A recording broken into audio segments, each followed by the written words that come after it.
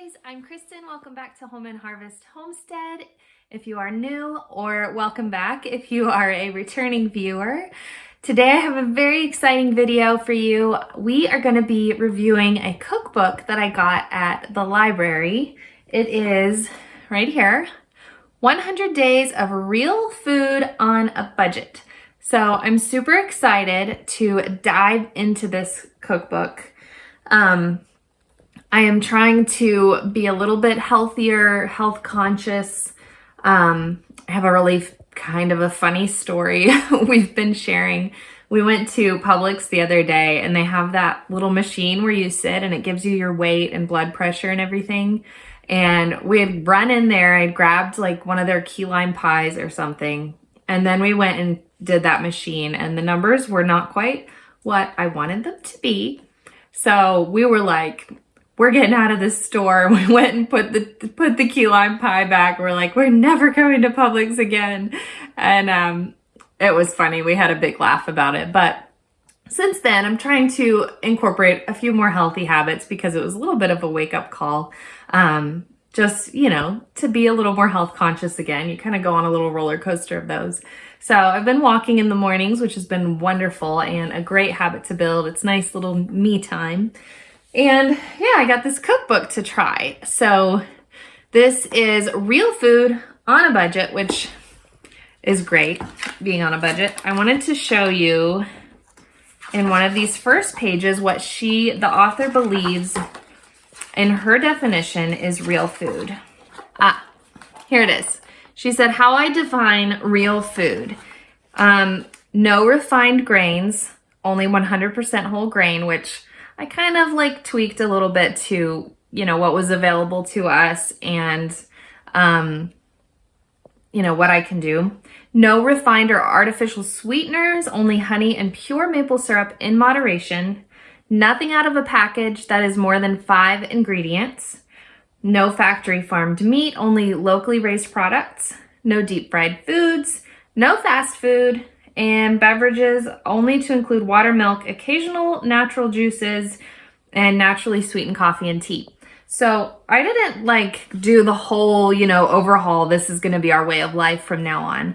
But I did want to give this cookbook a review and see what our family thought of it. So I pulled out some recipes that I thought would be good, and I wanted to go ahead and share them with you. So stay tuned if you are interested in this cookbook, if you like cookbook reviews.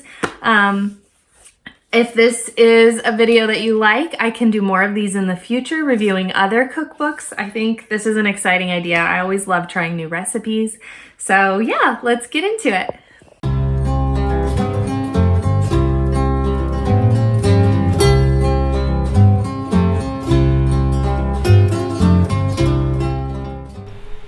All right, you guys, let's get into this first recipe. It is a pimento mac and cheese. So there's the ingredients you will use. I've got my pasta boiling on the stove, and I'm gonna start making things in this pan here.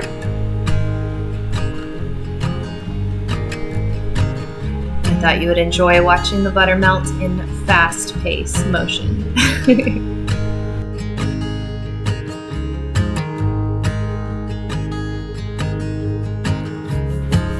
So after the butter's melted, I'm adding in some garlic and I'm just letting that get fragrant and start cooking a little bit. And then I'm adding flour to that to create a roux. Once that flour thickens up and cooks a little bit, I'm going to add some milk or cream to it gradually.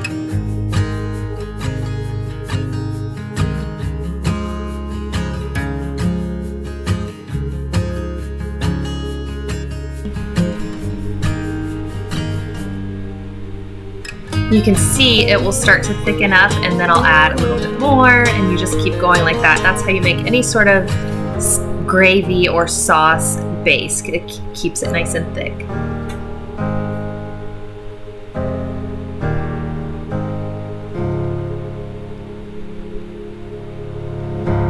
My pasta is done. I'm just going to drain it over here.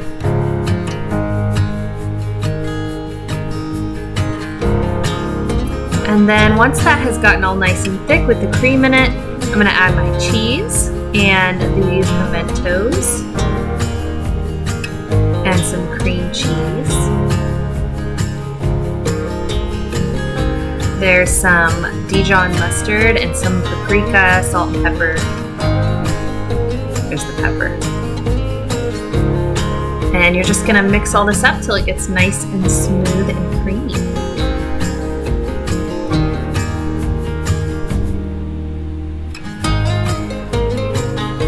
Now, is it just me, or does this look like Rotel cheese dip? Because I'm totally in the mood for that now after watching this.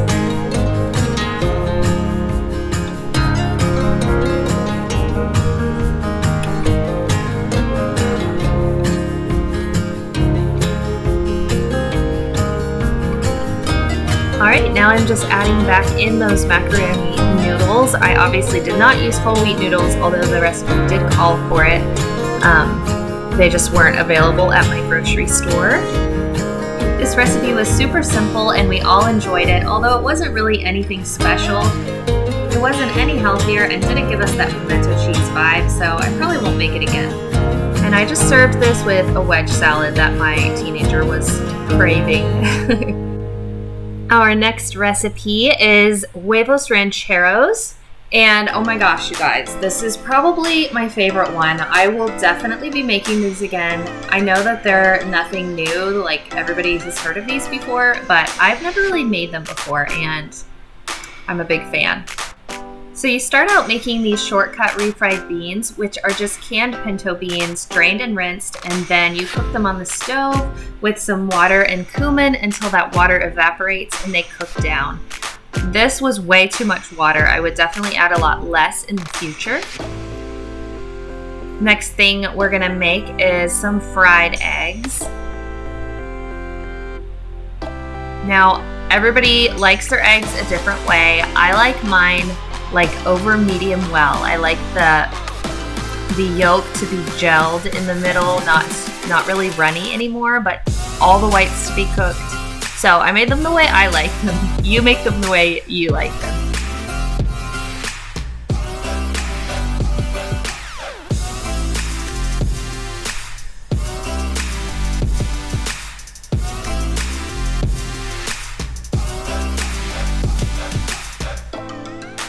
This recipe was super easy. I just toasted the tortillas on that pan in the back and then threw them on the plate with the refried beans on the side and the egg on top.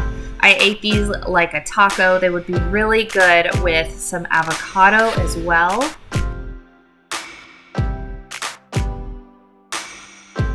Oh, and salsa too. You cannot forget the salsa. This recipe was a total hit. I loved that the tortillas were not fried. The refried beans didn't have any added oil to them. This was a healthier recipe and delicious. We just topped it with some Monterey Jack cheese, and these were gone in no time.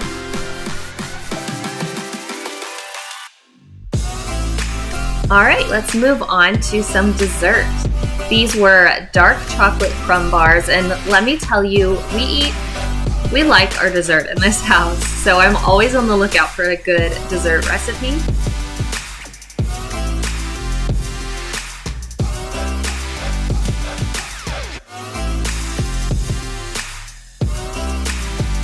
So you start out with some butter, and you add some honey to it.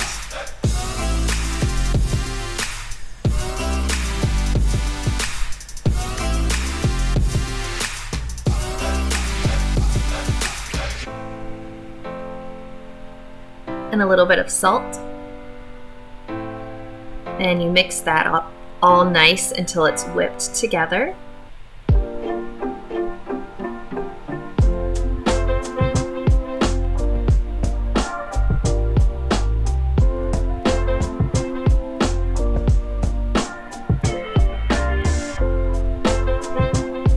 And then you're going to add some whole wheat flour to create this is creating the crust for the bottom of the bar.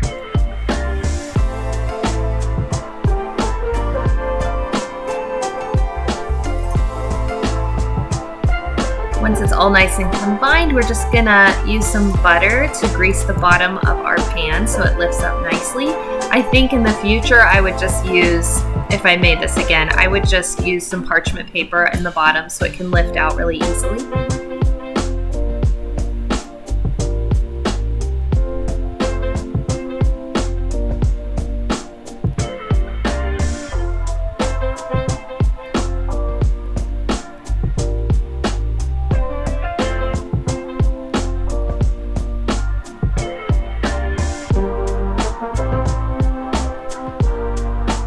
The recipe said to press this down with a spatula, but as you'll see in just a minute, that was totally not working at all. So I came up with my own better way to do this. Just use a plastic bag and you can press it down with your hands.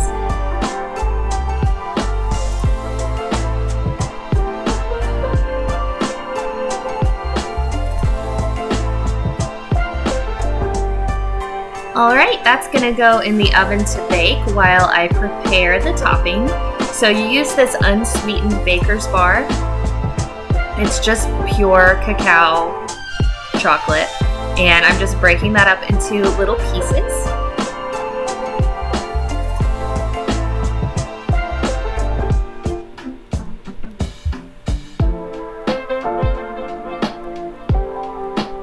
We're just gonna add those to a saucepan on the stove with some maple syrup.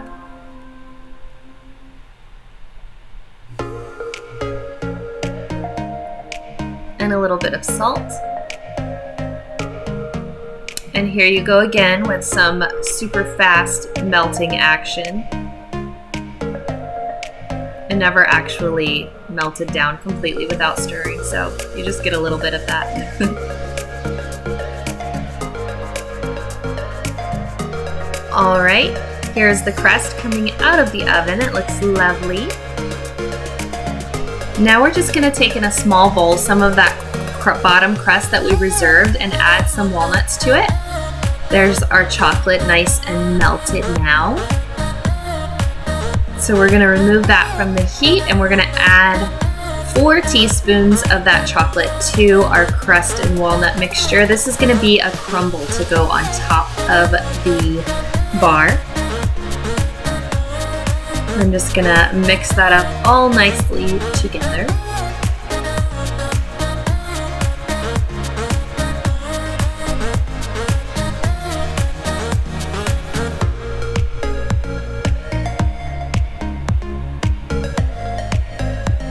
It's not very pretty in the end, but it did taste good.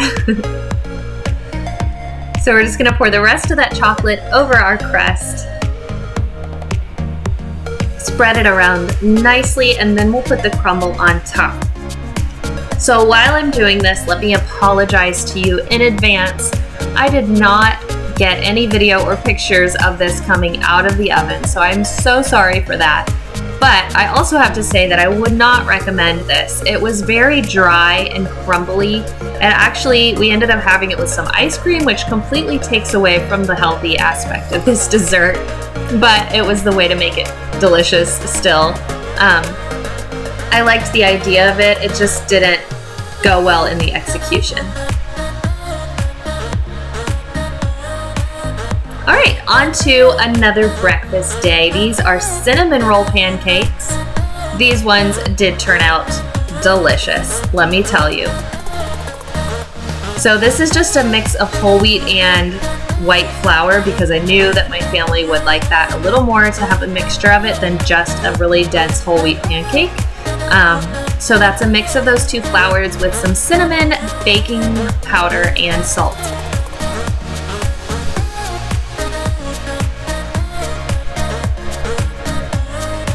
And we're just gonna mix our dry ingredients.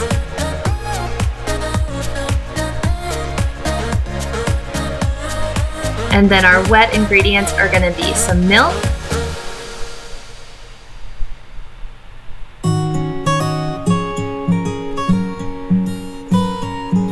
and some eggs.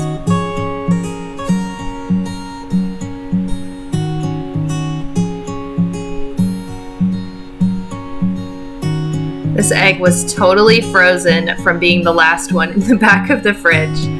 but it's okay. It went back to normal. And then some honey for sweetener. It was a good thing I had this big jug of honey because I used quite a bit of it this week.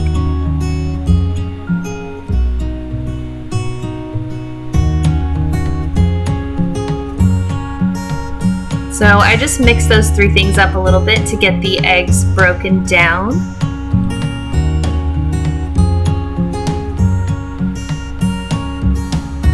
And then I'm whisking in some melted butter.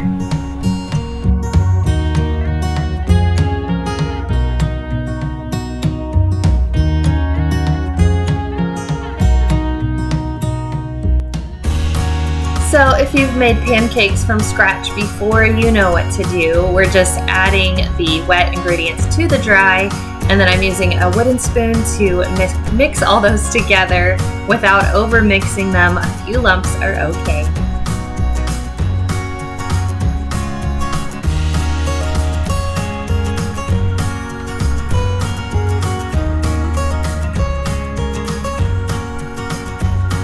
Alright, and then I'm just going to pour them onto my pan over here. This thing is the best thing for pancakes. I love that I can make so many at one time.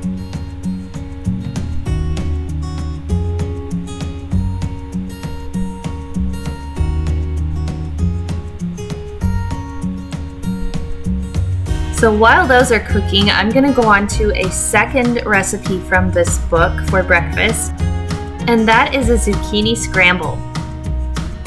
So I'm just grating up my zucchini here.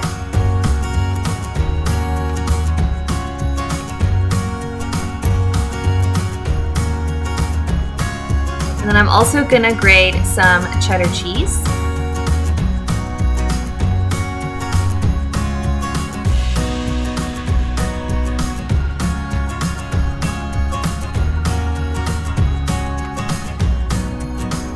There it is in the book. I also made some potatoes to go with this breakfast, but those were not from the book. Those were just my own recipe. All right, so for the zucchini scramble, we're just gonna add the zucchini to a pan with some butter, and then I took a little bit back from that because I knew that was way too much zucchini for my family, but I used the leftovers to make more throughout the week because I really enjoyed this, and I've been getting a lot of zucchini from my garden, so it's a great recipe for me to have. I'm just gonna flip the pancakes while that zucchini is cooking. And then once it's all softened, I'm gonna add my eggs to it.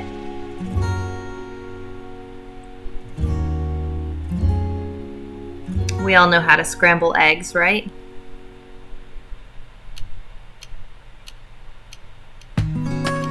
You could basically make this without a recipe. I would suggest it. Just, cook up some zucchini, add some scrambled eggs, a little salt, and cheddar cheese at the end, and you are good to go. This was a winner. Now back to the pancakes. I'm making the frosting for the top of this.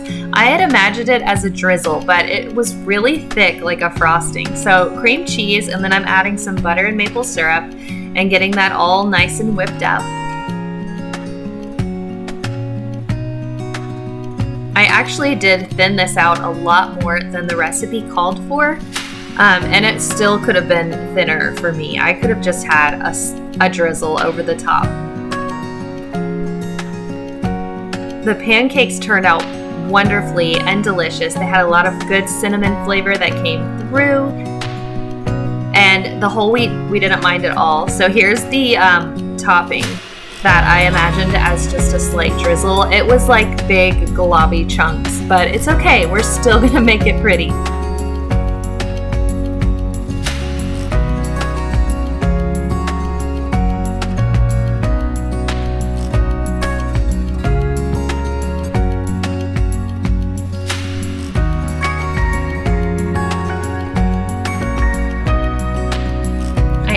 Strawberries to the top, and it was a perfect pairing.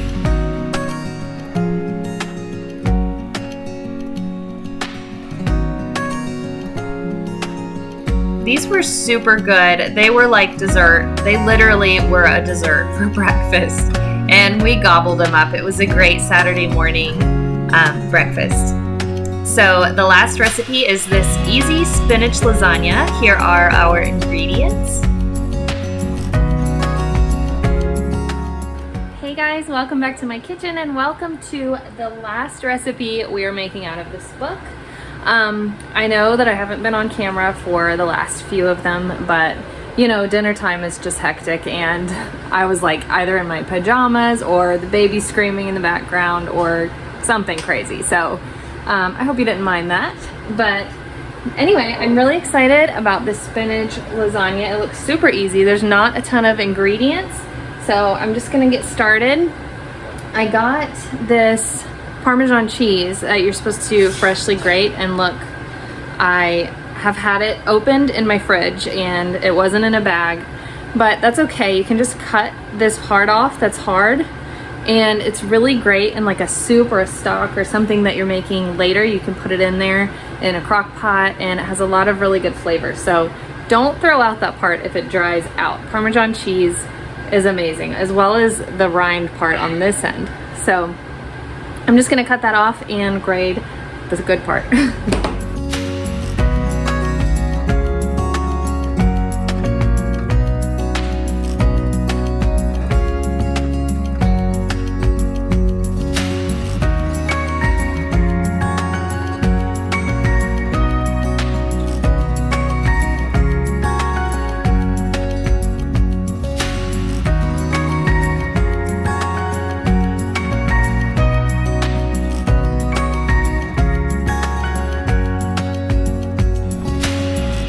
So all we're gonna do now is to a bowl, we're gonna add some mozzarella cheese, some ricotta cheese, that Parmesan that we just grated, and an egg, and mix that up really good.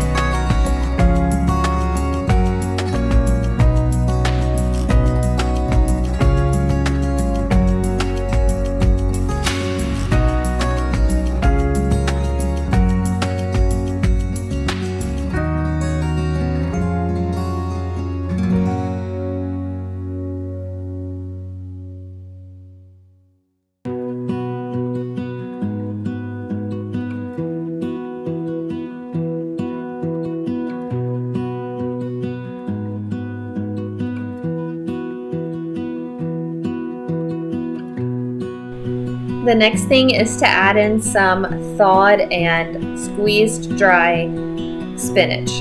Now mine, I did not prepare ahead and it was totally frozen, so I'm just gonna microwave it and drain it that way.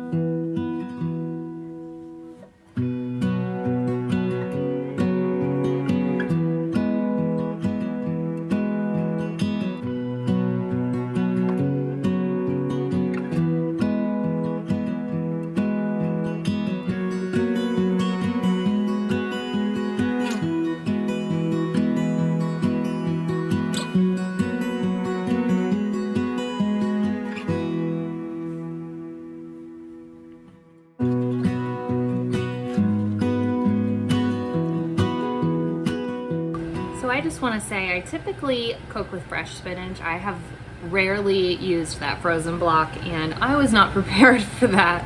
I did not thaw it out ahead of time, so I had to cook it in the microwave and then squeeze it out, and then it just seemed like so stringy to me, so I ended up like chopping it up a little bit more. I'm sure it's gonna taste great. I love spinach, don't get me wrong, but yeah, if you haven't used that stuff, it's different. All right, so now I have my filling, I have my marinara sauce, and my noodles ready to cook, and I'm just gonna layer them up and pop this in the oven. It's actually been super easy, so hopefully it tastes good.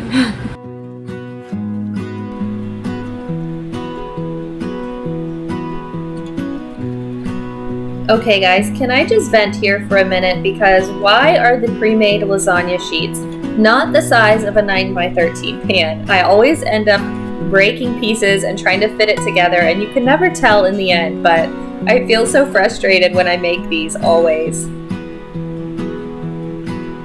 Also, I thought I ran out too soon, and as you can see in the box, there was still another one at the end that I could have used, but it's all good. This recipe turned out really good, although I wouldn't say it was any healthier than my typical lasagna recipe that I make on my own. So I would probably make this with some garlic, some fresh spinach in the future, and just make it my own way, but it's not a bad option to use this recipe as well. If you can find some whole wheat pasta noodles, I couldn't find those at my store, but again, this turned out deliciously. We all enjoyed this dinner, and we ate the leftovers for a few days, and they were still great afterwards. I just served this with some green beans from our garden, a strawberry and feta salad, and a wild foraged berry pie. All of that was delicious. All right, you guys, that about wraps it up for this video. I hope you enjoyed it. I hope that those recipes gave you a good idea of what this cookbook is all about and what it has to offer. If they looked good to you, you could go ahead and pick it up from your local library, or I'm sure Amazon has it or anything. My final takeaway from it was that it is a good cookbook, and it is definitely, eating real food is important. So many people, myself included, we get drawn to those processed foods. We get drawn to eating junk food and eating high sugar, high salt, high processed food. And it is definitely good to stay away from that, especially as we move more into homesteading. I'm really appreciating homemade, homegrown, like coming from something that you made. I think that's a really great thing, and I think all of America, the world, should take better steps towards that. However, this cookbook, although they were real food recipes, real food does not always translate to healthy food. So, we all have a different idea of how that goes, what it means to us, but a lot of these foods were full of butter and full of, maple syrup and honey. And they were just like, those cinnamon roll pancakes were delicious, but I would never eat that on a regular basis. Even though it's real food, it was still super junky. It was like cake frosting on my pancakes. And I thinned that out a lot too. I think I said that in the video.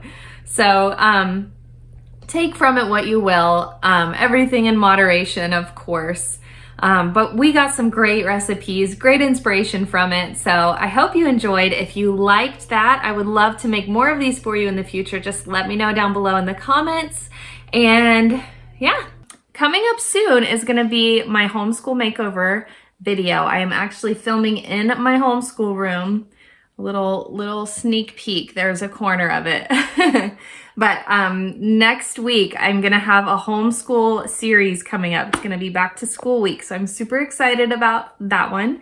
And I hope you'll stick around for it. Hit that subscribe button, and we'll see you next week. Bye.